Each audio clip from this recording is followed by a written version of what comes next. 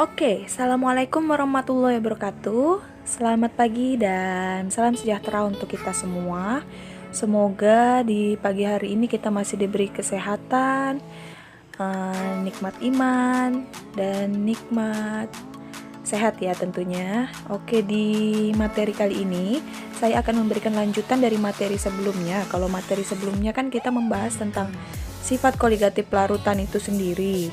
Nah, kali ini saya akan mengajak kalian semuanya untuk sama-sama membahas lebih lanjut lagi ke part selanjutnya yang sering keluar biasanya di UNPTK ataupun pada saat ujian masuk perguruan tinggi baik negeri maupun swasta.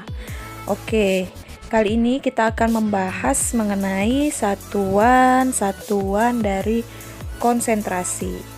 Apakah kalian sebelumnya pernah mendengar ataupun tahu apa itu satuan ataupun apa itu konsentrasi? Oke, jadi satuan-satuan konsentrasi ini merupakan satuan atau nilai yang menyatakan jumlah suatu zat secara kuantitatif dalam suatu larutan. Secara kuantitatif yang artinya ia menghasilkan sebuah nilai. Satuan-satuan konsentrasi.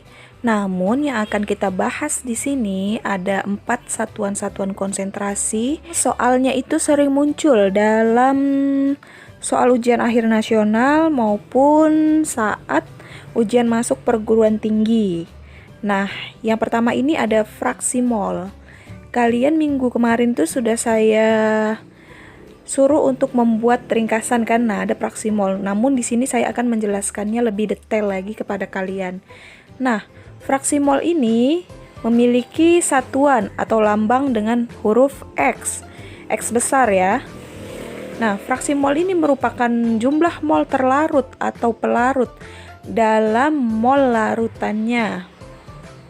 Jadi dalam setiap larutan itu terdapat jumlah mol terlarut ataupun pelarut di dalamnya. Nah, untuk mengetahui jumlah mol terlarut atau pelarut di dalam sebuah larutan tersebut, maka dapat kita ketahui dengan mencari nilai dari fraksi molnya. Nah, satuan konsentrasi dari fraksi mol ini memiliki beberapa persamaan. Untuk mencari nilai dari fraksi mol zat terlarut, ingat ya, terlarut maka dilambangkan dengan XT. Oke. Lalu kalau misalnya yang ditanya fraksi mol dari zat pelarut, maka dilambangkan dengan XP. Nah, untuk mencari XT atau fraksi mol terlarut, dia memiliki persamaan NT per NT ditambah NP, yang mana NT merupakan jumlah mol terlarut dan NP adalah jumlah mol pelarut. Begitu pula sebaliknya, jika mencari fraksi mol pelarut, maka XP tinggal kita ganti saja atasnya itu ya, yang bagian atas dari pembagiannya itu kita ganti dengan NP, yakni jumlah mol pelarut. Sampai di sini paham ya? Nah, misalnya nih, dalam mencari fraksi mol, kita tidak memiliki jumlah mol dari zat terlarut maupun dari zat pelarut, maka kita bisa cari terlebih dahulu dengan menggunakan persamaan. Misalnya kita mau cari jumlah mol terlarut, NT. Nah, untuk mencari NT itu sama dengan GT per MR, yang mana GT merupakan gram terlarut atau massa dari zat terlarut per MR. MR ini merupakan massa molar atau massa relativitas. Nah, untuk mencari jumlah mol pelarut, kita tinggal ganti saja nilai gram terlarutnya menjadi nilai gram pelarut. Oke, sampai di sini ada yang mau ditanyakan? Nah, jika sudah cukup jelas, mari kita langsung ke contoh soalnya saja.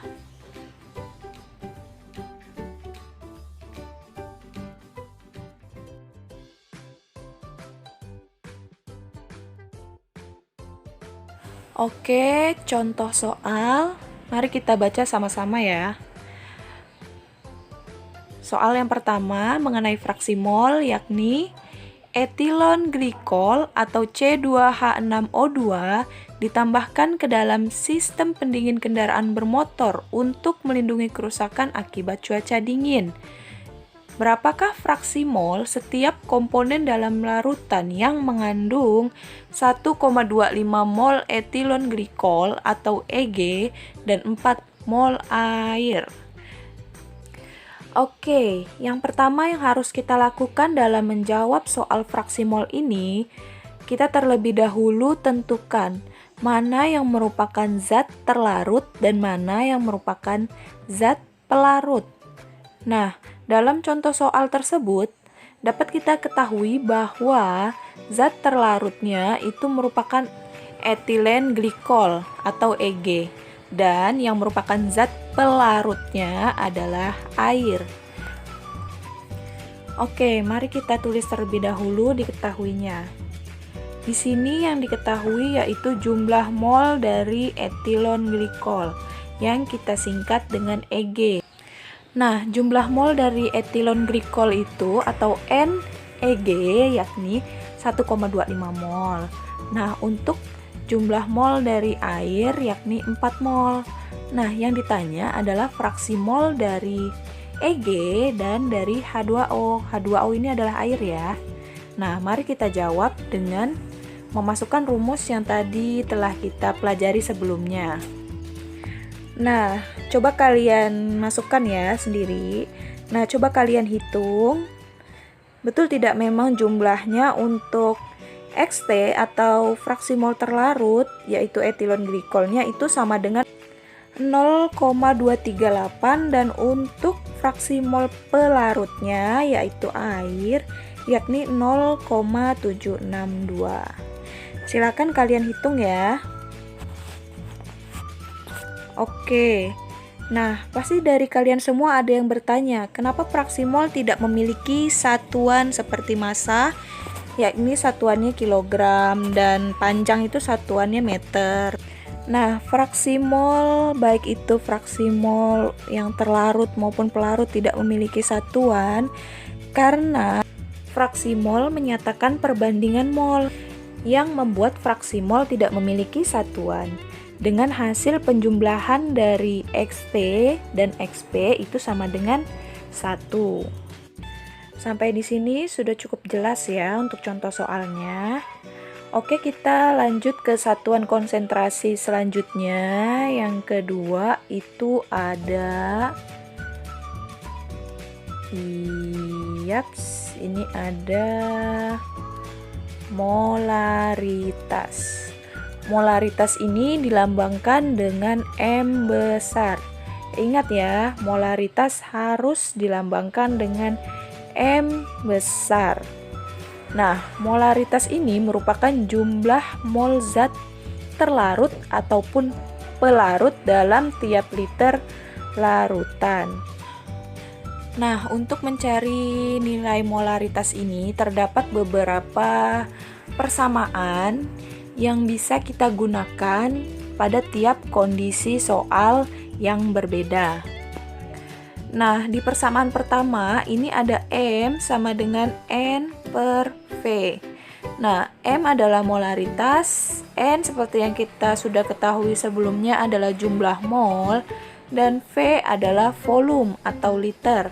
Nah, persamaan yang kedua yakni M sama dengan GT per MR dikali dengan 1000 per V, yang mana GT merupakan gram terlarut atau massa terlarut ya, per massa molar atau massa relatif molekul dikali dengan 1000 per volume.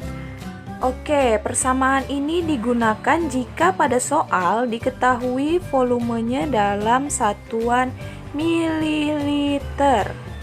Ingat ya, dalam satuan mililiter dan terdapat massa dari zat terlarut, kemudian juga diketahui massa molar.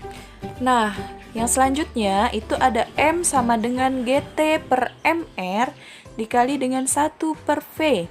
Nah, persamaan ini digunakan jika diketahui pada soal volumenya itu satuannya dalam liter. Atau kita juga bisa menggunakan persamaan yang terakhir, yaitu M sama dengan persen rho dikali dengan 10 per mr. Nah, rho ini adalah massa jenis. Oke, sekarang kita akan lanjut ke contoh soalnya. Apabila dari kalian ada yang ingin bertanya, silahkan tanyakan di Google Classroom pada saat selesai dari menonton materi yang sudah saya buat ini ya. Baik, contoh soal. Nah,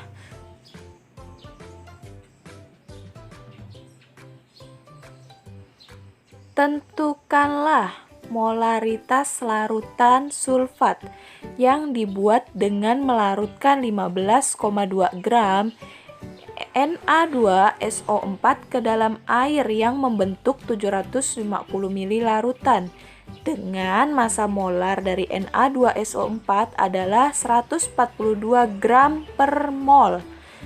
Baik, sekarang kita jawab ya. Jangan lupa sebelum menjawab kita tulis terlebih dahulu diketahuinya dan ditanyanya.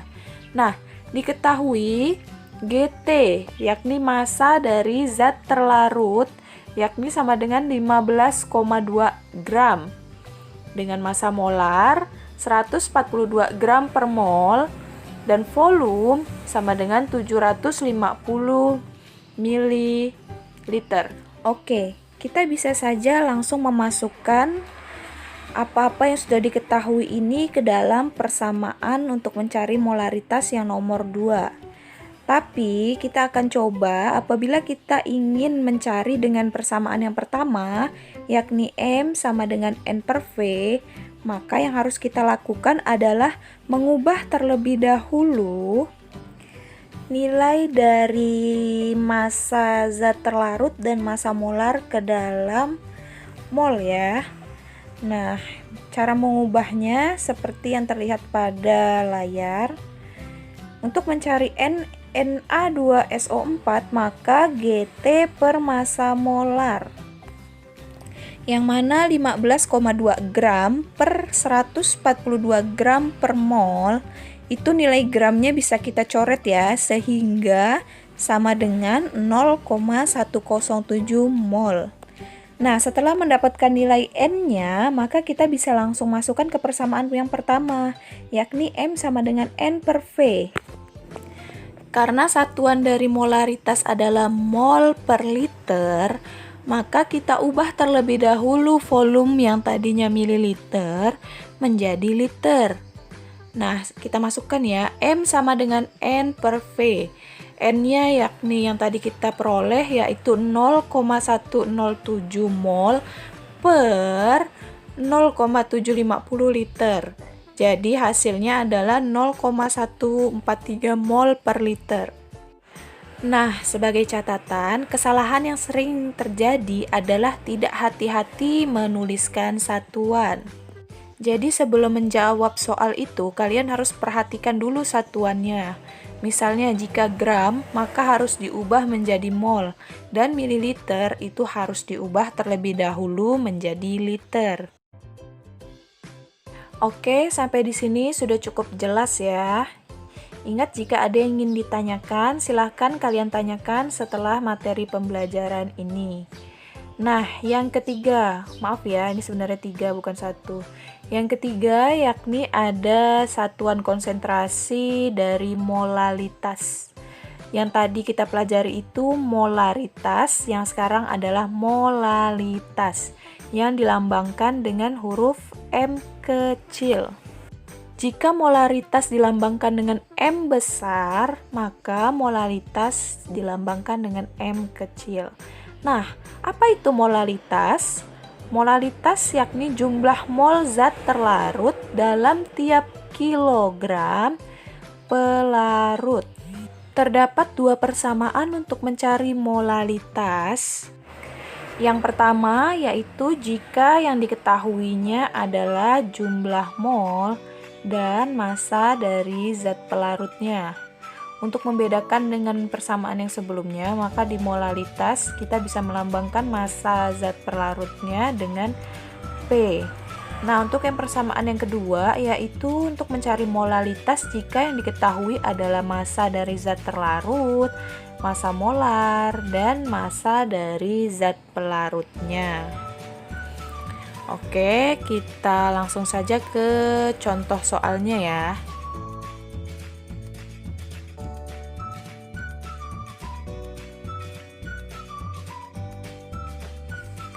Oke, contoh soal untuk molalitas. Tentukanlah molalitas larutan dari serbuk NaCl sebanyak 29,25 gram yang dilarutkan ke dalam 1000 gram air. Nah, untuk menjawab, jangan lupa ditulis terlebih dahulu apa-apa saja yang diketahui dari soal. Nah, yang diketahui di sini adalah GT, yakni massa zat terlarutnya yakni sebesar 29,25 gram.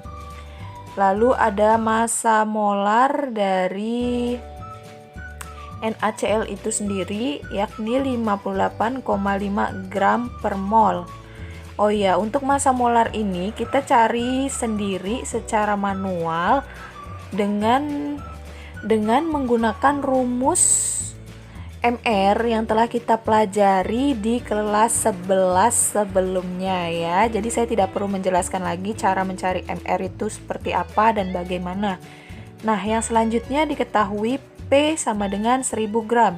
Jangan lupa kita ubah ke dalam satuan SI yakni menjadi 1 kg. Yang ditanya adalah M. M kecil ya ini ya. Aduh, ini saya salah ketik ini.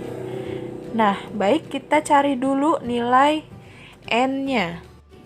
Untuk mencari nilai N dari NaCl yakni GT per massa molar sama dengan 29,25 gram per 58,5 gram per mol. Nah, di sini gramnya bisa kita coret jadi sama dengan 0,5000 mol. Nah, setelah mendapatkan nilai jumlah molnya, maka kita bisa langsung masukkan ke rumus yang pertama, yakni M sama dengan N per P.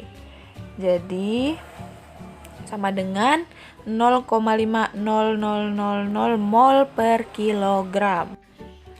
Sama seperti molaritas, untuk mencari molalitas ini juga kita bisa langsung masukkan ke persamaan yang kedua ya, tanpa perlu mengubahnya menjadi nilai mol terlebih dahulu, maka hasilnya juga akan sama seperti terlihat pada layar ya. Oke, sampai di sini sudah cukup jelas.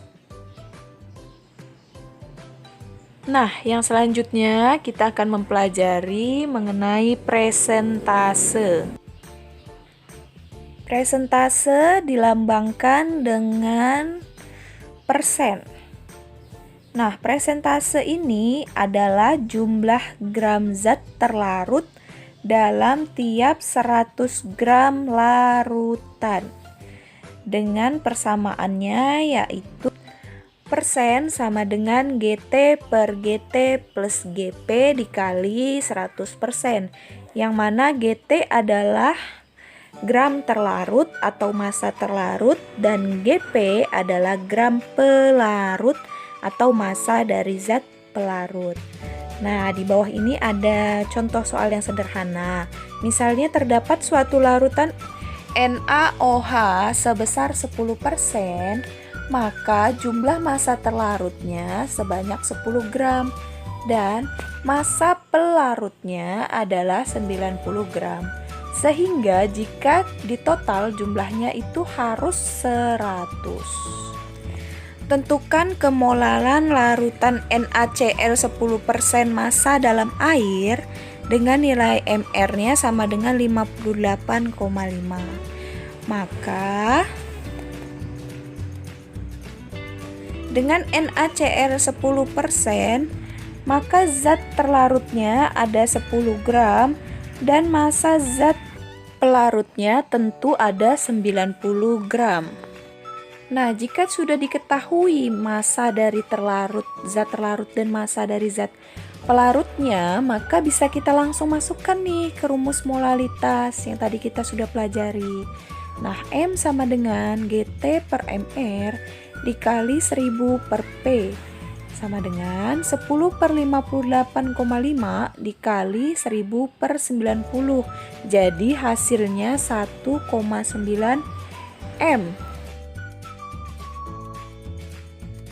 Nah, itu dia tadi penjelasan dari satuan-satuan konsentrasi yang sering muncul di ujian nasional maupun di ujian masuk perguruan tinggi. Semoga kalian semua bisa paham ya. Jika ada yang belum paham silahkan ditanyakan. Nah, untuk itu saya akhiri. Wabillahi taufiq wal hidayah. Wassalamualaikum warahmatullahi wabarakatuh.